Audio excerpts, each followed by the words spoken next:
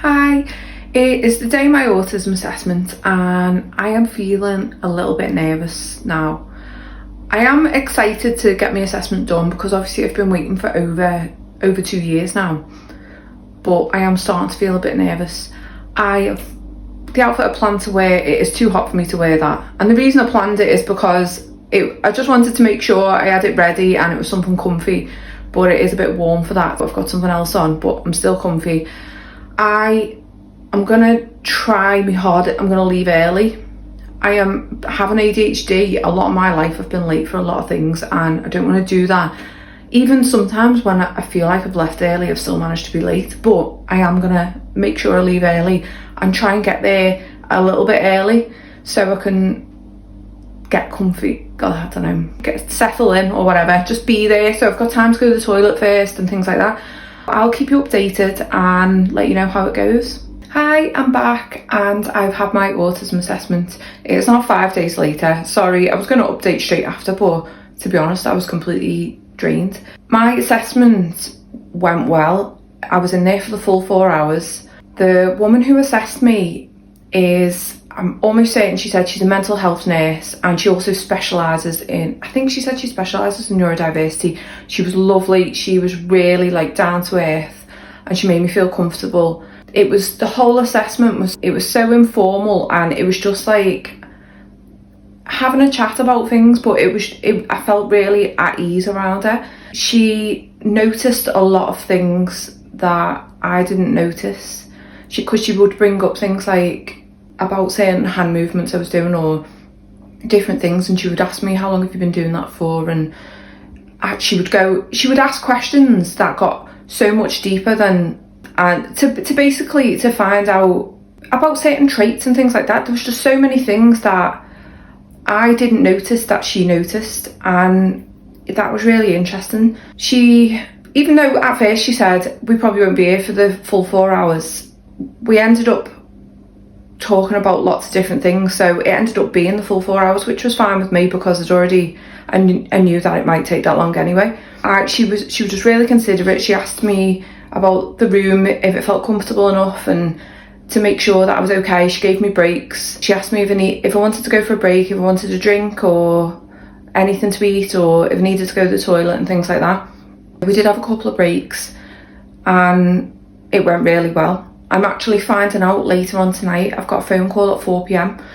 to find out whether or not I'll be diagnosed with autism. She said to me that today she's having a meeting about me with 6 other people, so they will decide as a team whether I get the autism diagnosis.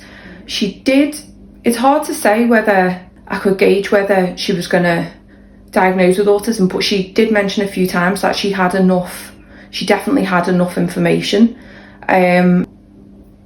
Not sure which way that will go. I will keep you updated and I will talk about the results of the phone call and whether or not I am actually autistic or ADHD, because I already have ADHD. I just wanted to say that I was really impressed with the assessment.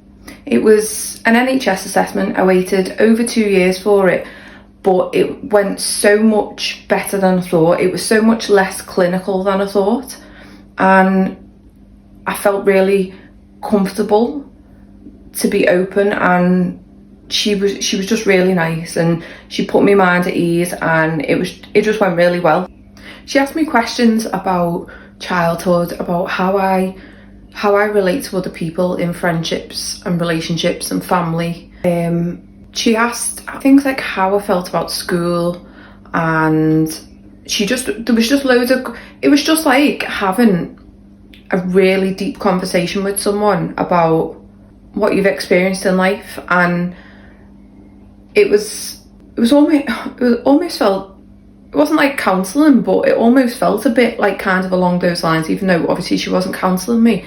It was just very much more, she did a few tests with me. Can't remember what they're called now. Don't know if they would be officially called tests, but there were specific questions, like the ones where they're very often, not often, never, those kind of tests where you had to give an answer based on certain things. She did a masking test with me as well, which I don't know if it is more of a new thing, but obviously she talked about how especially with females, tend to mask a lot as a way of determining whether a female who may have been masking is presenting with autism. That was interesting as well. I'm just trying to think. We just went into really great detail about aspects of life. As I said, I didn't take someone with me. I didn't take a family member with me that they do generally ask for.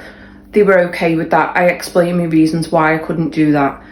And I did get my sister to answer some questions off a questionnaire that she'd sent. That was helpful. And I even answered a lot of the questions, but I did tell her that I answered the questions myself of the ones that I could remember. It would be worth, if you haven't got someone that you feel like you can ask, to see, is it okay if I ask a friend about this, or someone who might have known me a bit of a long time but maybe not in childhood, is it okay if I ask them what I'm like as a person and things like that, and maybe get a statement off them instead? That could be an option, but it is worth asking because they are really understanding about things like that.